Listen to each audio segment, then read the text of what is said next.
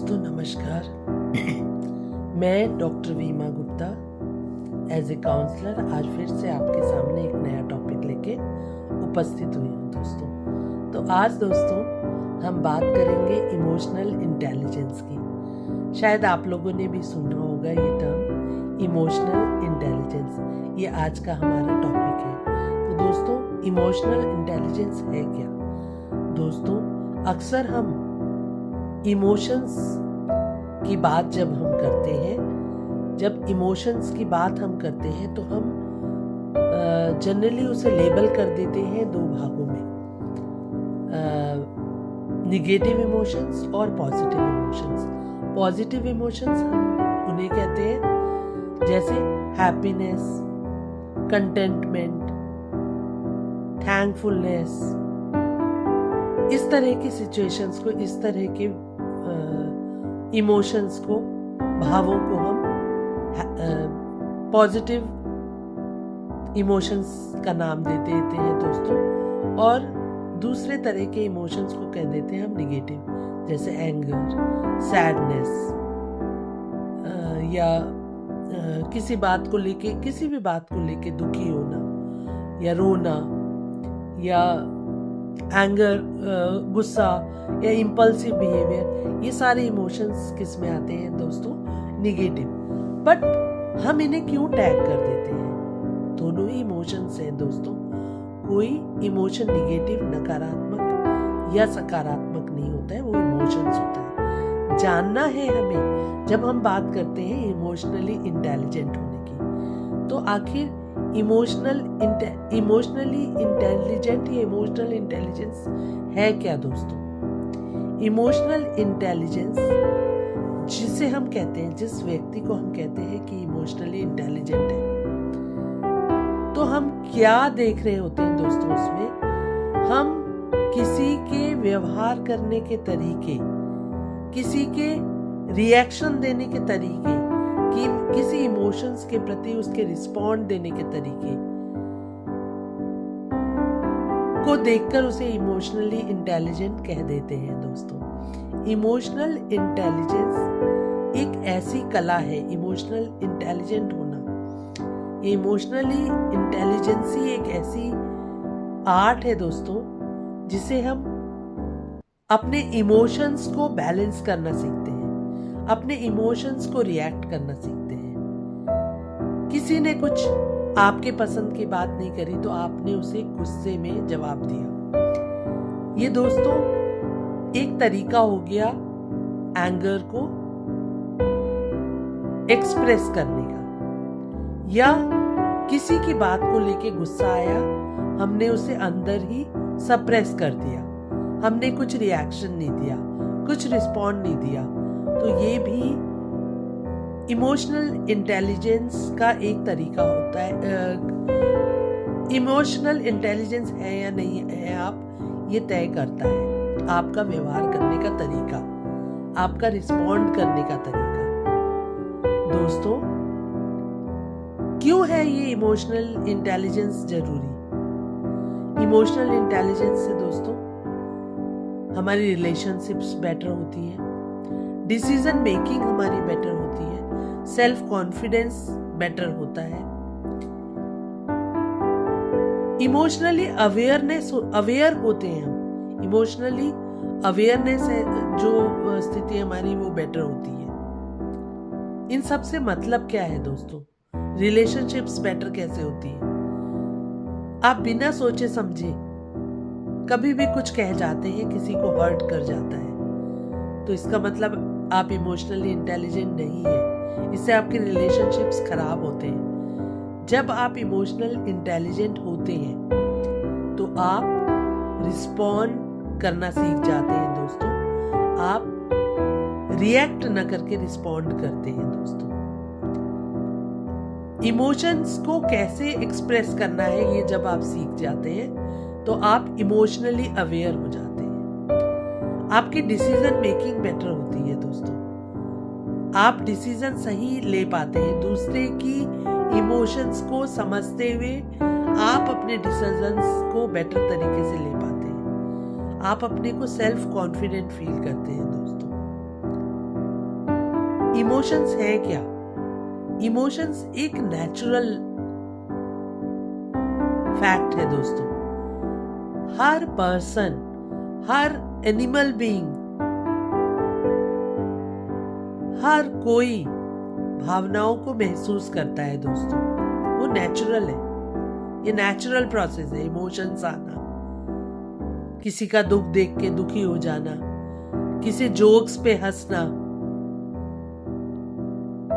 किसी के टीज करने में गुस्सा आ जाना, ये इमोशनल जो हमारे जो इमोशंस हैं दोस्तों, ये नेचुरल है।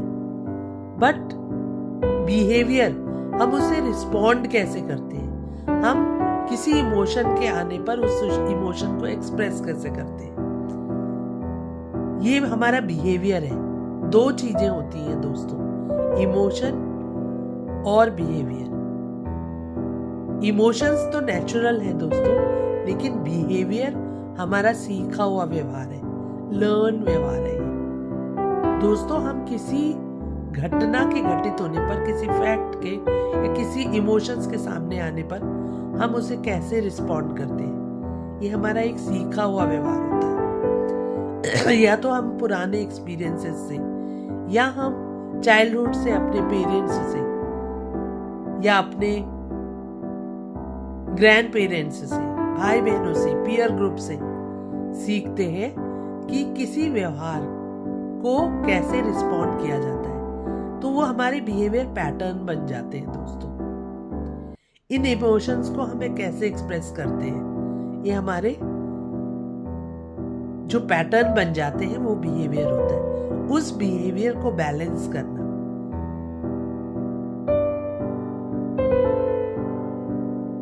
ही इमोशनल इंटेलिजेंस होना है दोस्तों, इंटेलिजेंट होना है। आप कैसे रिस्पॉन्ड करते हैं किसी भी इमोशन के प्रति, वो आपकी इमोशनल इंटेलिजेंस कहलाती है। इमोशनल नीड होती है दोस्तों, हर किसी की इमोशनल नीड होती है। क्यों होती है? कोई भी इमोशन, जो कि इमोशंस आते हैं हमारे मन में, एंगर, हम उसे इम्पल्सिव तरीके से रिस्पॉन्ड करते हैं या काम तरीके से रिस्पॉन्ड करते हैं। ये हमारा सीखा हुआ व्यवहार होता है, सीखा हुआ रिस्पॉन्ड करने का तरीका होता है, वो बिहेवियर होता है दोस्तों। वो पैटर्न हम बचपन से सीखते चले आते हैं कि कोई ट्रिगर करे तो हमें कैसे उससे रिस्पॉन्ड करना है। अलग अलग लोगों का अलग अलग तरीके से रिस्पॉन्ड आता है। तो दोस्तों, क्यों आता है? क्योंकि वो इस बिहेवियर पैटर्न को अडॉप्ट कर लेते हैं। हमारी इमोशन नीड्स होती है दोस्तों। क्या होती है? जैसे सिक्योरिटी। एग्जाम्पल लेते हैं, फिजिकल सिक्योरिटी फील हम कब करते हैं? जब हम अपने घर के अंदर होते हैं और सब लोगों के साथ होते हैं, तो हम फिजिकली अपने को सिक्योर फील करते हैं। अपने लोगों के बीच में होते हैं, कहीं अनजान जगह चले जाते हैं, तो तब हमारा इमोशन, कौन सा इमोशन आता है दोस्तों? सिक्योरिटी फीलिंग वाला। सिक्योर है हम, यहाँ पे सेफ है, ये वाली फीलिंग आती है दोस्तों। इमोशनल फीलिंग, वो इमोशन आता है हमें, वो भाव आते हैं कि हम यहाँ पे फिजिकली या इमोशनली सिक्योर है। अटेंशन सीख करने के लिए भी हम अपने इमोशंस लाते हैं दोस्तों। हम अटेंशन, हमें किस बात पे अटेंशन चाहिए, हम वैसा इमोशन अपना एक्सप्रेस करते हैं दोस्तों। कंट्रोल करने के लिए भी हम इमोशन करते हैं। हम जब किसी को कंट्रोल करना चाहते हैं, अपने सबऑर्डिनेट्स को या अपने बच्चों को, अपने छोटे भाई बहनों को या पेरेंट्स को, इवन जब हम कंट्रोल करने चाहते हैं, कंट्रोलिंग अथॉरिटी वाले फीलिंग जब हमारे मन में होती है, जब हमारा बिहेवियर का पैटर्न ये होता है, तो हम किस तरह से कंट्रोल करते हैं उन्हें? इम्पल्सिव तरीके से या आराम से, दोनों तरीके होते हैं। ये हमारे सीखा हुआ व्यवहार होता है दोस्तों। तो हमें सीखना है व्यवहार को कि बैलेंस कैसे करें हम इमोशंस को। जो कंट्रोल है, कंट्रोल करना भी जरूरी है दोस्तों, लेकिन कंट्रोल हम किस तरीके से करें किसे, ये आना हमें जरूरी है। बैलेंस करना अपने बिहेवियर पैटर्न को,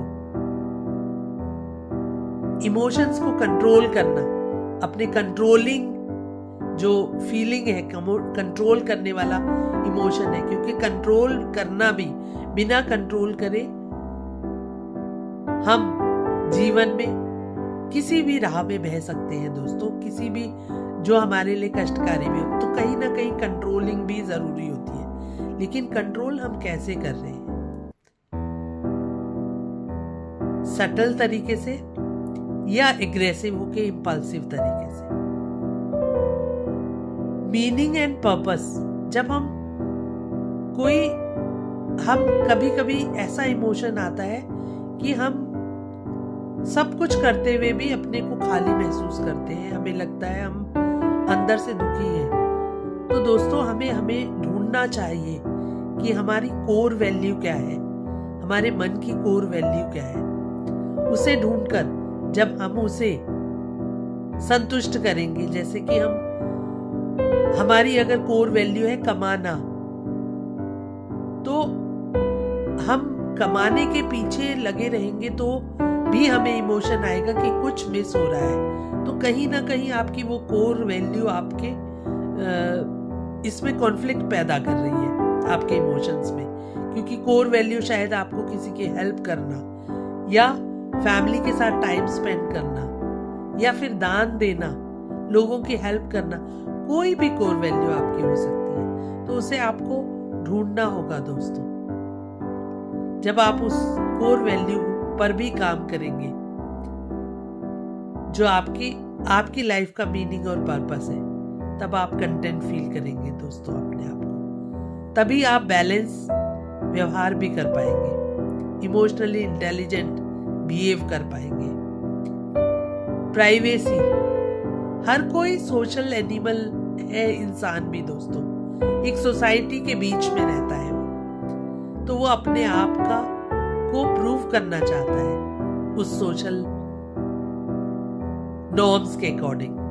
तो उनको भी हमें सीखना होता है दोस्तों, किसी सोसाइटी में किस तरह से व्यवहार करना है उस सोसाइटी के नॉर्म्स के हिसाब से दोस्तों। अपनी प्राइवेसी को ध्यान में रखते हुए हर बात को सोशलाइज करने के बाद भी हम इमोशनल बैलेंस नहीं रह पाते। कहाँ कितना अपनी प्राइवेसी को पब्लिक करना है, ये जब हम सीख जाते हैं, क्योंकि आपकी जो प्राइवेट लाइफ है उसको पब्लिसाइज करने के पीछे के कारण, अगर आप उसे पब्लिसाइज कर रहे, शायद कभी कभी हमें मन की बातें निकालने के लिए वो जरूरी हो जाता है। अपनी समस्याओं का हल नहीं ढूंढ पाते, लेकिन उन इमोशंस को जब हम अंदर बंद करे रहते हैं तो हम बहुत डिप्रेस फील करते हैं, इसलिए उन्हें बाहर निकालना भी जरूरी होता है दोस्तों। लेकिन वो बैलेंस आपके हाथ में होना चाहिए कि जब आप ये जान जाएंगे कि आपको अपनी प्राइवेसी को कितना पब्लिसाइज करना है इस सोसाइटी में रहते हुए, उनके नॉर्म्स के अकॉर्डिंग, उनके नॉर्म्स में रहते हुए। तो दोस्तों जब आप हर बात को पब्लिसाइज, अपनी प्राइवेट बातों को पब्लिसाइज करने लगेंगे, तब या उन बातों का सॉल्यूशन आपको उस सोसाइटी में दिख रहा है, तब आप उन बातों को बाहर लाएंगे, तो शायद आप इमोशनली इंटेलिजेंट कहलाएंगे दोस्तों। अब बात आती है कम्युनिटी। कम्युनिटी भी वही है दोस्तों, हमें अपने आप को इमोशंस, हमारे इतना इमोशंस में बह नहीं जाना है कि हम उस सोसाइटी में, उस कम्युनिटी के पार्ट बनके अपने को फिट इन ना कर पाए। अगर हम उसमें फिट इन नहीं हो पाते हैं दोस्तों, उन बाउंड्रीज में अगर फिट इन नहीं हो पाते हैं दोस्तों, तो भी हम इमोशनली बैलेंस से इमोशनली इंटेलिजेंट नहीं रह जाते हैं दोस्तों। अब बात आती है इंटीमेसी की। इंटीमेसी क्या है दोस्तों? इंटीमेसी का मतलब केवल फिजिकल इंटीमेसी नहीं है दोस्तों, बल्कि इमोशनल इंटीमेसी की बात कर रहे हैं, जहां आप वल्नरेबल हो सकते हैं, जहां पे आप अपने मन की हर बात किसी से शेयर कर सकते हैं। ये इमोशन भी बाहर निकालना जरूरी होता है। एक ऐसा पर्सन आपकी लाइफ में होना आपको ढूंढना है, चाहे वो एज ए वाइफ हो, चाहे हस्बैंड हो, चाहे बेटा, चाहे बेटी, सास ससुर, माँ बाप, कोई ना कोई। जब इमोशनल इंटीमेसी आपके पास होती है दोस्तों, तब भी आप एक इमोशनल इंटेलिजेंस का रोल प्ले करते हैं सोसाइटी में, क्योंकि आपकी जो बातें हैं जब आप शेयर कर पाते हैं तो एक दिन अचानक आप बर्स्ट आउट नहीं होते हैं दोस्तों। ऐसे ही बात आती है स्टेटस की। जब हम जो होते हैं वो नहीं दिखाते हैं, बल्कि अपने मन के भावों को, अपने इमोशंस को उस स्टेटस, उस आर्टिफिशियल स्टेटस में बैठाने की, फिट करने की कोशिश करते हैं, तब भी हम इमोशनली बैलेंस नहीं होते, क्योंकि जो आप हैं एक्चुअल में वो दिखाई देता है दोस्तों सबको। तब आप इमोशनली इंटेलिजेंट नहीं कहलाते हैं। बात आती है अचीवमेंट की। तो दोस्तों, अचीवमेंट का मतलब केवल बहुत बड़ा पद पा लेना नहीं होता है, या लाइफ में सक्सेस पा लेना। हर किसी का अचीवमेंट हर इंसान के लिए अलग अलग होता है। शायद किसी का अचीवमेंट टेस्टी फूड बना लेना होता है, या किसी का खा लेना होता है, या किसी का पैसा कमा लेना होता है, या किसी का घूमना फिरना होता है। ये अलग अलग कोर होते हैं दोस्तों। हर किसी के लिए अचीवमेंट अलग होता है। उस अचीवमेंट को पैसा, सोशल स्टेटस, गिविंग, हेल्पिंग, ये सब के लिए वैल्यू अलग है दोस्तों। तो इन अचीवमेंट को ढूंढकर आप अपने आप को संतुष्ट करेंगे तो कंटेंट रहेंगे दोस्तों, और उसके साथ आप इमोशनली इंटेलिजेंट होंगे। अब बात आती है पेरेंट्स एंड इमोशंस। अक्सर हम बात करते हैं कि इमोशनली एक गैप आ जाता है पेरेंट्स और बच्चों में। ये इसलिए होता है दोस्तों कि जनरेशन गैप होता है, थॉट प्रोसेस अलग होता है। एक पावर, पेरेंट्स ने पाल पोस के बच्चों को बड़ा किया होता है, तो वो अथॉरिटी फील करते हैं उनपे, कुछ भी हो जाए। वो अपने बच्चों को अपने कंट्रोल में रखना चाहते हैं, और बच्चे भी क्योंकि नए जमाने के साथ जी रहे हैं, तो वो अपने बड़ों को, पेरेंट्स को पुराने विचारधारा वाला मान के या तो कम्युनिकेशन गैप कर लेते हैं, या उनके थॉट प्रोसेस से कभी मेल ही नहीं खाते हैं, या केवल बहस, फिजूल के डिस्कशंस, और उसके बाद कोई रिजल्ट नहीं। ऐसी जिंदगी चलती रहती है और आपस में डिस्कशंस, हॉट डिस्कशंस होते रहते हैं। फिर हम कह देते हैं मेरा बच्चा तो मेरी सुनता ही नहीं, या बच्चे कह देते हैं मेरे पेरेंट्स तो मुझे समझते ही नहीं। तो दोस्तों, दोनों को थोड़ा फ्लेक्सिबल होने की जरूरत है, एक दूसरे को समझने की जरूरत है। समय के साथ साथ पेरेंट्स ने भी अपने को फ्लेक्सिबल करना है, और बच्चों ने भी अपने पेरेंट्स की वैल्यू को समझते हुए उनके साथ थोड़ा फ्लेक्सिबल होते हुए। सबसे बड़ा एक तरीका क्या है दोस्तों इस गैप को भरने का? कम्युनिकेशन। एग्रेसिव नहीं, इम्पल्सिव होके नहीं दोस्तों, शांत भाव से आप एक दूसरे को समझेंगे तो ये गैप को ब्रिज कर सकते हैं। और फैमिली ऐसा बॉन्ड होता है दोस्तों कि आपस में कम्युनिकेशन होना बहुत जरूरी है। तो हम लास्ट में इमोशनली इंटेलिजेंट उसे ही कहेंगे जो व्यवहार करना सीख जाता है दोस्तों। कहाँ चुप रहना है, कहाँ बोलना है, कहाँ रिएक्ट करना है, कहाँ रिस्पॉन्ड करना है, अपनी पिच को, अपनी वो साउंड की पिच को कब, कहाँ, कितना ऊंचा ले जाना है, कब धीरे बोलना है या कहाँ चुप रहना है, ये सीख जाना ही इमोशनली इंटेलिजेंट हो जाना है दोस्तों। अब इमोशनल इंटेलिजेंट होने के लिए दोस्तों बहुत अच्छे, मैं अपने कई वीडियोस में इन टिप्स को दे चुकी हूँ दोस्तों, कि इमोशनली इंटेलिजेंट होने के लिए सबसे पहले जब हम इमोशनल इंटेलिजेंट होने की बात करते हैं तो हमें भ्रम बना रहता है कि हम दूसरे को समझें, दूसरे के व्यवहार को समझें। ये इतना आसान नहीं होता दोस्तों। हाँ, आसान होता है अपने आप को समझना। जब आप अपने आप को समझेंगे, अपने आप के ट्रिगर पॉइंट्स को समझेंगे, अपने आप की खूबियों को समझेंगे, तभी आप रिएक्ट या रिस्पॉन्ड करेंगे दोस्तों। आपके रिलेशनशिप, आपको बाउंड्रीज भी बनानी पड़ेंगी।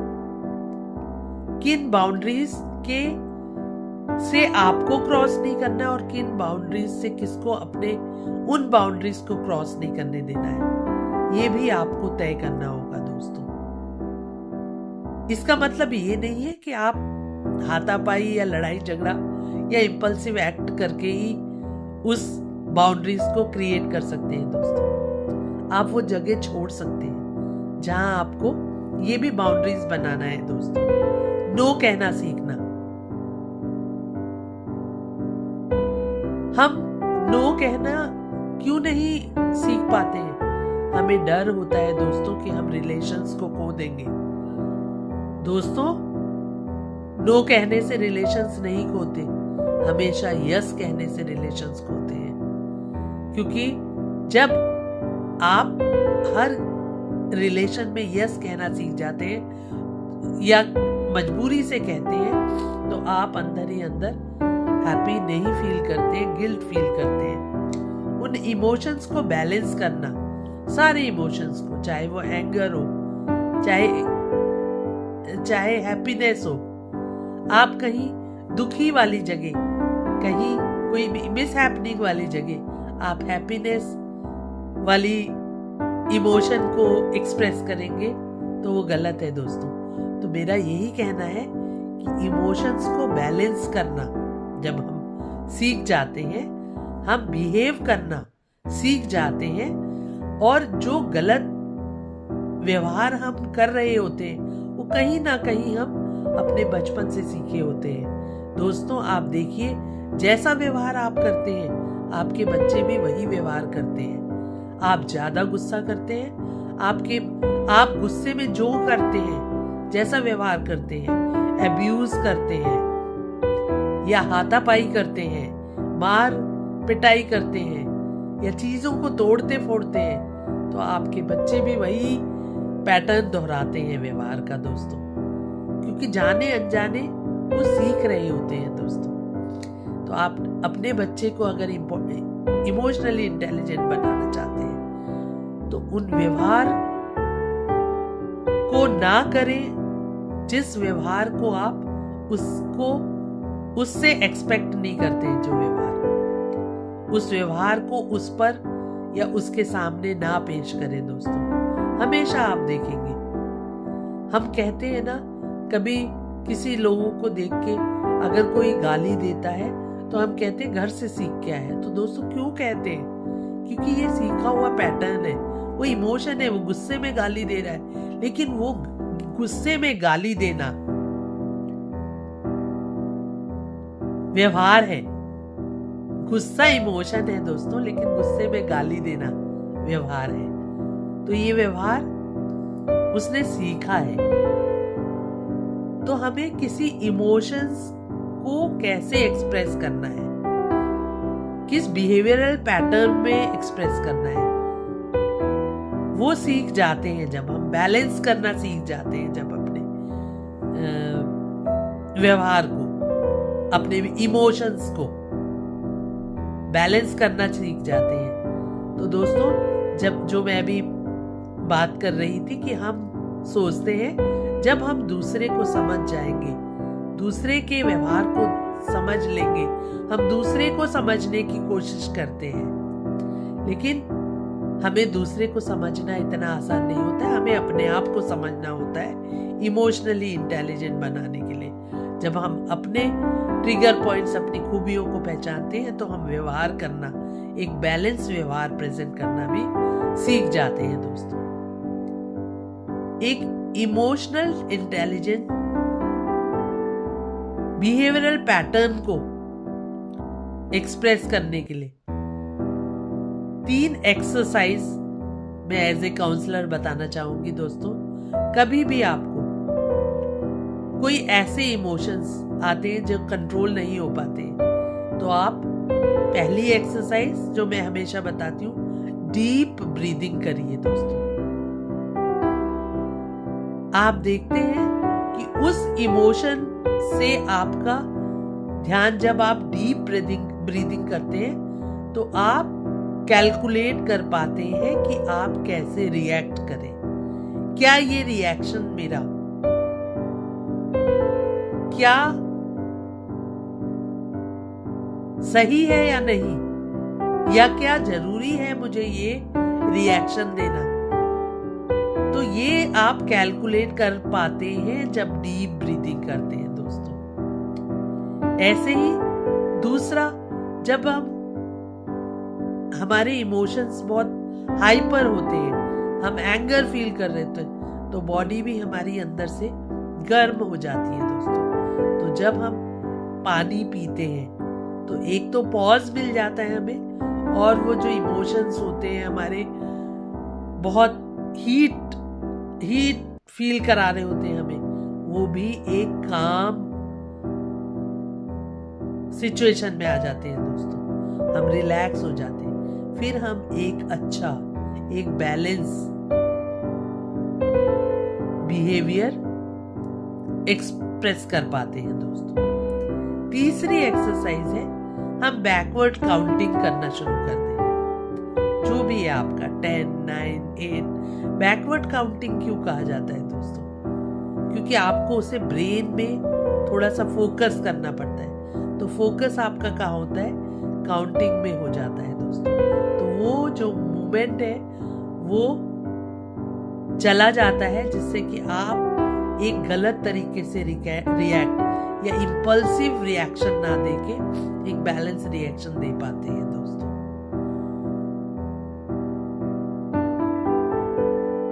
तो दोस्तों, अगर हम अपनी पर्सनालिटी का एक अच्छा वर्जन चाहते हैं, अपने आप को शांत रखना चाहते हैं, फोकस रखना चाहते हैं,